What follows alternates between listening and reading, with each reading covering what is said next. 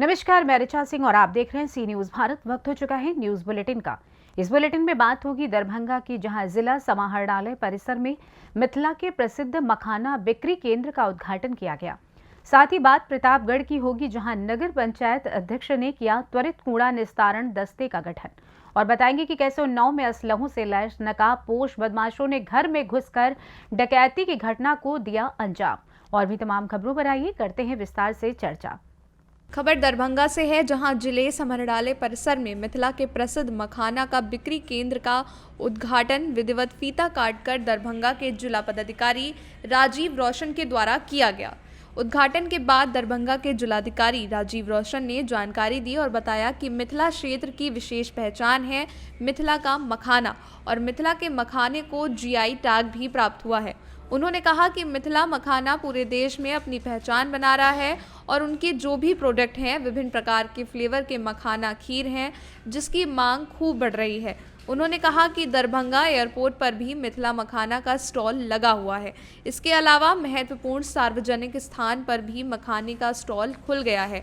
उन्होंने कहा कि हम लोग प्रयास कर रहे हैं कि मिथिला के मखाने पूरे देश में अपनी पहचान बना सके।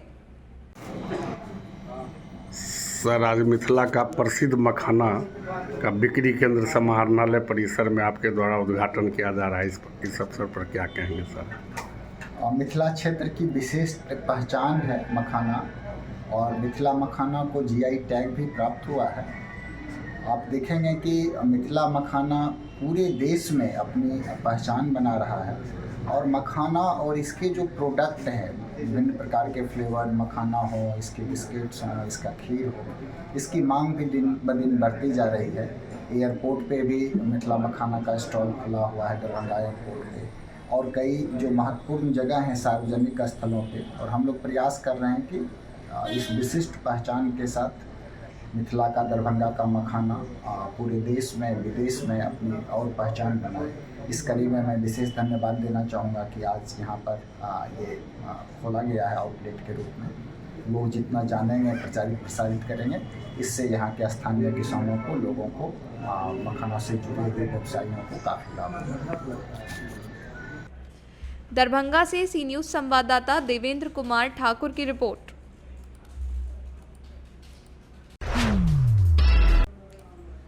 खबर प्रतापगढ़ से है, जहां पट्टी के ऐतिहासिक मेले में स्वच्छता को ध्यान रखते हुए त्वरित कूड़ा निस्तारण का वाहन नगर में संचालित कराया गया है।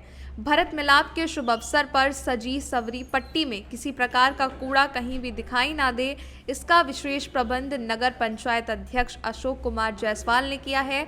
सभी नागरिकों से भी अपील की है कि देश के प्रधानमंत्री नरेंद्र मोदी जी के स्वच्छ भारत मिशन अभियान के तहत नगर को स्वच्छ और सुंदर रखें, जिससे भयंकर बीमारियों से बचें और पट्टी को आदर्श नगर पंचायत बनाने में अपना सहयोग प्रदान करें। प्रतापगढ़ से सी न्यूज संवाददाता रोहित जायसवाल की रिपोर्ट। आगरा जेल में बंद निषाद पार्टी के बाहुबली पूर्व विधायक विजय मिश्रा की मुसीबतें बढ़ गई हैं। मंगलवार को उनकी पुत्री सीमा मिश्रा के नाम फूलपुर के पट्टी धीना उर्फ लालापुर गांव में 23 करोड़ रुपए से अधिक की भूमि जब्त कर ली गई।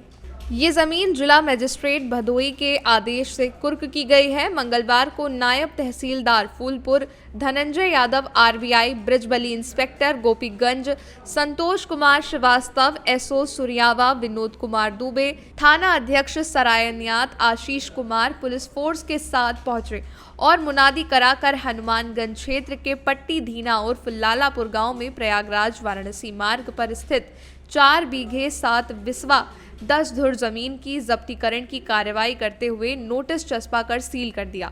प्रशासन के मुताबिक ये जमीन गैंगस्टर एक्ट से संबंधित गैंग लीडर पूर्व विधायक विजय मिश्र निवासी खपटीहा सैदाबाद थाना हंडिया ने अपनी पुत्री सीमा मिश्रा, पत्नी हरिशंकर मिश्रा और वैष्णवी मिश्रा पुत्री हरिशंकर मिश्र निवासी आलोपीबाग के नाम अपराध से अर्जित अवैध धन से किया है। कुर्क की गई जमीन की बाजार में कीमत 23 करोड़ 20 लाख रुपए बताई गई है।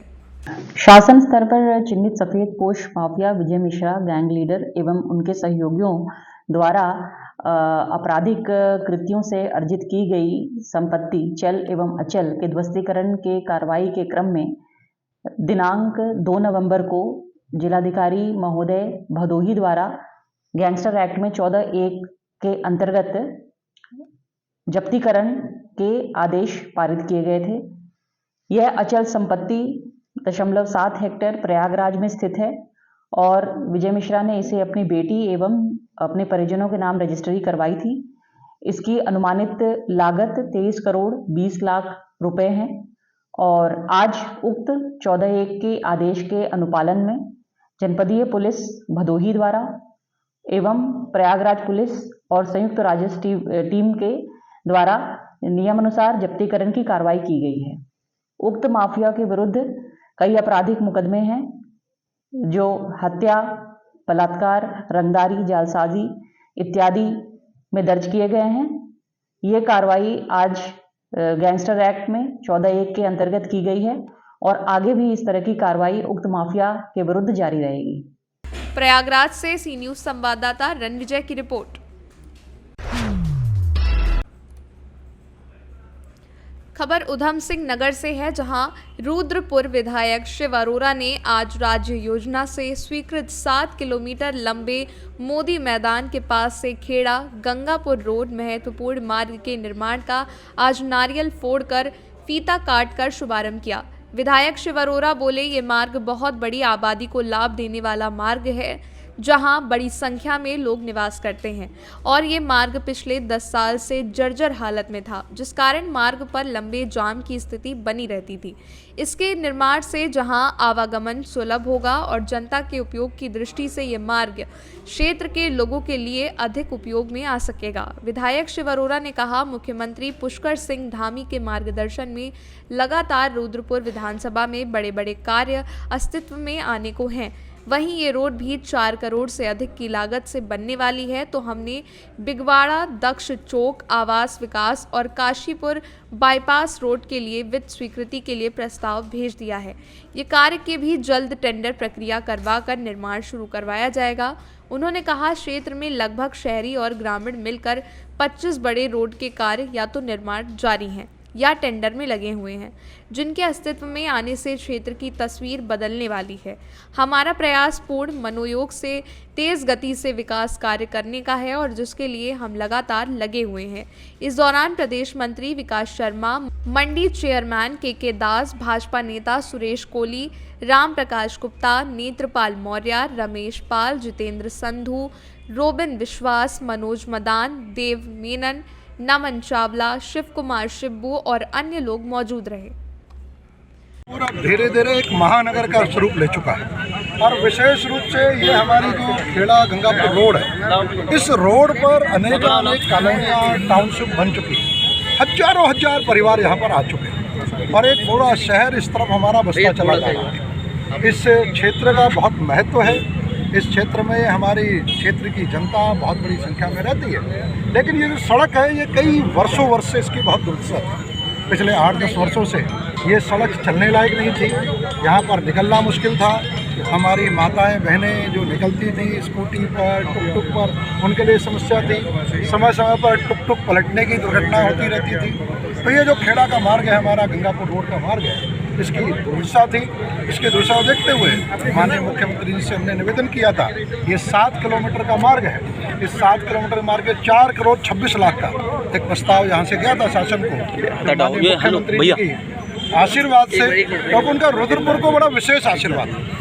मैं जितना उनका आभार व्यक्त करूँ मुख्यमंत्री जी का उतना कम है। इस रुद्रपुर की जो भी विकास की योजना है, मैं यहाँ के जनप्रतिनिधि होने के नाते माननीय मुख्यमंत्री जी को लेके जा रहा हूँ, वो सारी की सारी पे संस्तुति होती चली जा रही है। बहुत तेज़ी से उस पर काम चल रहा है। और अगर हम इसी क्षेत्र की बात करें तो इसी क्षेत्र में अभी ये 7 किलोमीटर की सड़क है 4 करोड़ 26 लाख की, जिसका काम आरंभ हो रहा है, जो पिछले 10। उधम सिंह नगर से सी न्यूज संवाददाता शादाब हुसैन की रिपोर्ट। उन्नाव में असलहों से लैस नकाबपोश बदमाशों ने घर में घुसकर डकैती की घटना को अंजाम देने गए, तभी मकान मालिक को देख भाग निकले।